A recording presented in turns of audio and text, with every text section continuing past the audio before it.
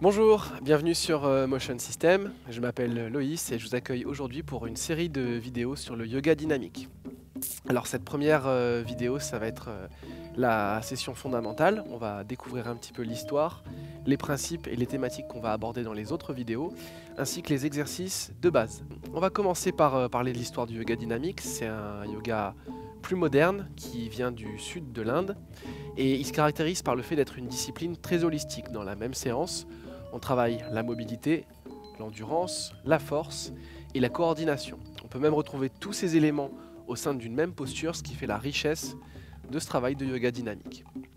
Alors, on va essayer de vraiment comprendre ce qui se passe et de prendre le temps sur cette première séance pour engager les muscles profonds, pour travailler Ujjayi, qui est la respiration qu'on utilise tout au long du yoga dynamique.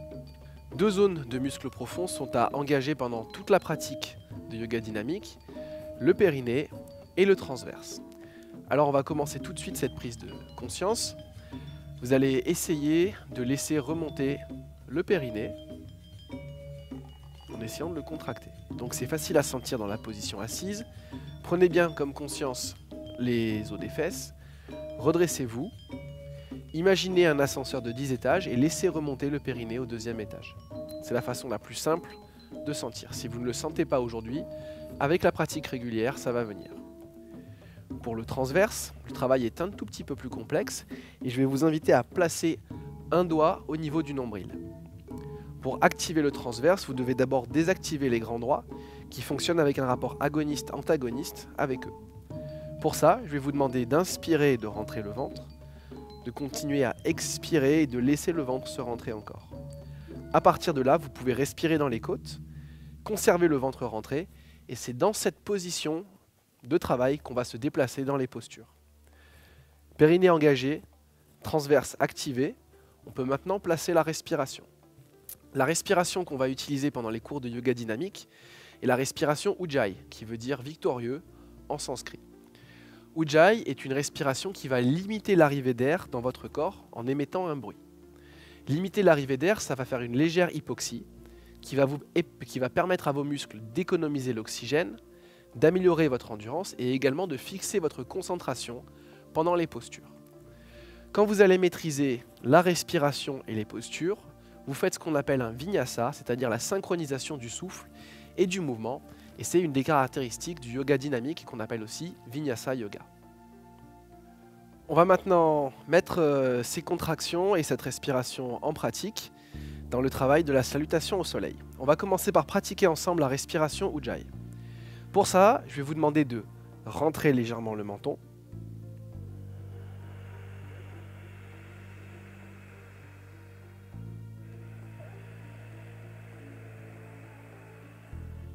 Et de commencer à respirer en ressentant l'air dans la gorge. Donc, vous devez vraiment avoir l'impression que vous resserrez la trachée pour limiter l'arrivée d'air. Concrètement, en inspirant, vous allez avoir une sensation d'air frais et en expirant, une sensation d'air chaud. Obtenir un bruit fluide et une respiration allongée va prendre du temps. Donc je vous engage à repratiquer encore quelques fois cette respiration.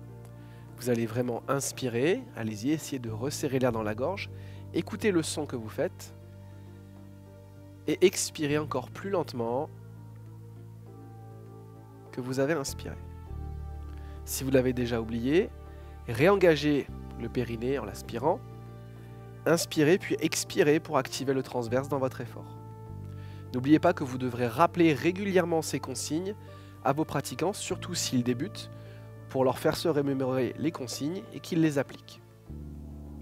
On va maintenant passer à la salutation au soleil. Je vous propose de la faire une première fois pour que vous puissiez l'observer sans les consignes, et ensuite on la reprendra point par point ensemble.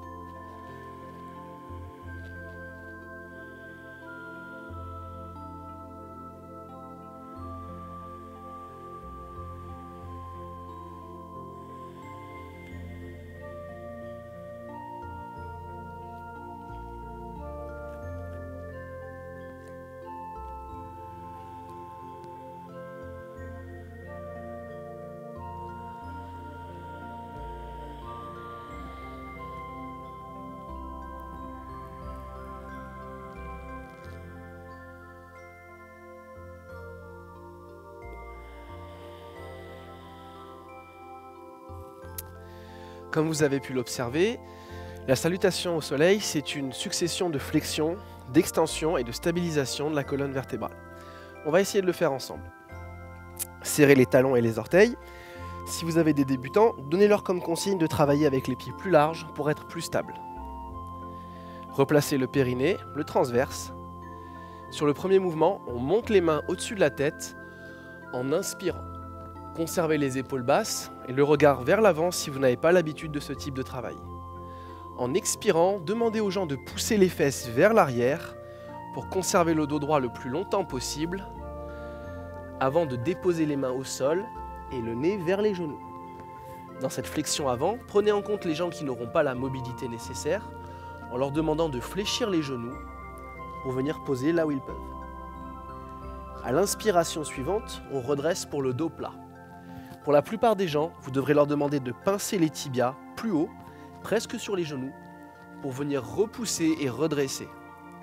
Insistez beaucoup sur cette phase et si besoin, découpez-la pour que les gens fassent la différence entre le dos rond et le dos plat. Les épaules sont tirées en arrière et le point de détail ici est de contracter les cuisses pour protéger les genoux. Vous êtes en fin d'inspiration dans cette posture. La section suivante est longue. Vous devez expirer dans la flexion avant, passer dans une planche en continuant d'expirer pour descendre jusque dans le crocodile.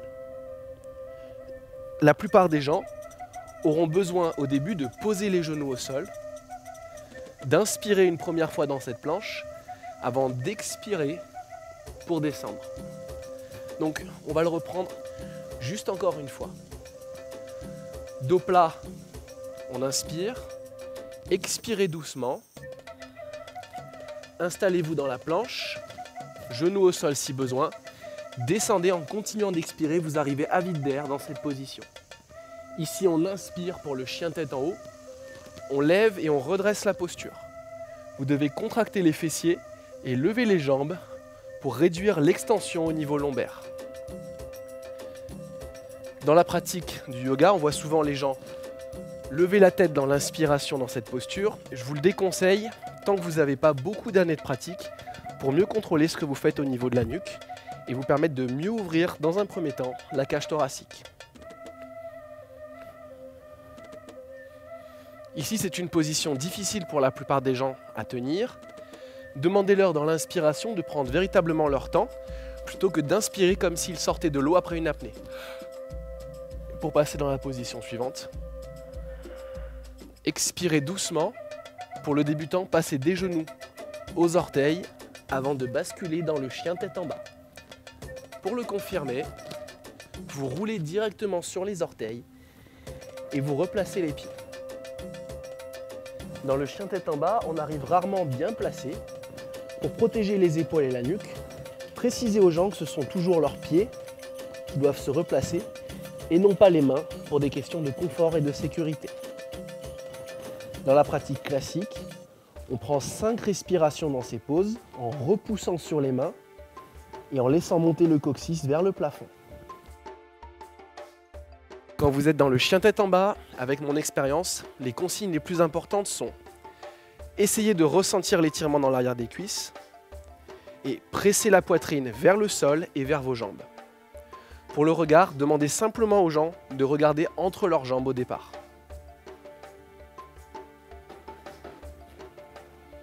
À l'issue des 5 respirations, vous devez encore une fois travailler en apnée. Expirez, puis fléchissez les genoux. Regardez devant vous et marchez doucement. C'est à l'inspiration suivante qu'on revient directement dans une option du dos plat. Puis expirez doucement, ramenez le nez entre les genoux encore une fois. Le travail se termine par une inspiration. On repasse dans le dos plat, cuisses contractées. On élève les mains au-dessus de la tête et on relâche. En fonction du nombre de personnes que vous avez dans votre cours, précisez bien aux gens s'ils doivent monter les bras par le côté ou simplement par l'avant pour qu'ils évitent de se heurter. La salutation au soleil va être vraiment la base des enchaînements qu'on va créer en yoga dynamique. Les enchaînements back bend, core et core advanced vont prendre place entre les salutations au soleil, où vous allez toujours placer une posture, puis une salutation.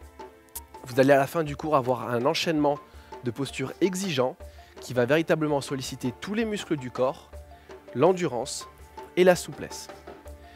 Je vais vous conseiller de pratiquer beaucoup de fois la salutation au soleil comme échauffement dans vos séances d'entraînement, de beaucoup l'enseigner pour essayer d'avoir beaucoup de retours d'informations, comprendre quels sont les points clés avec les personnes que vous avez, vous, en entraînement, pour mieux personnaliser votre enseignement.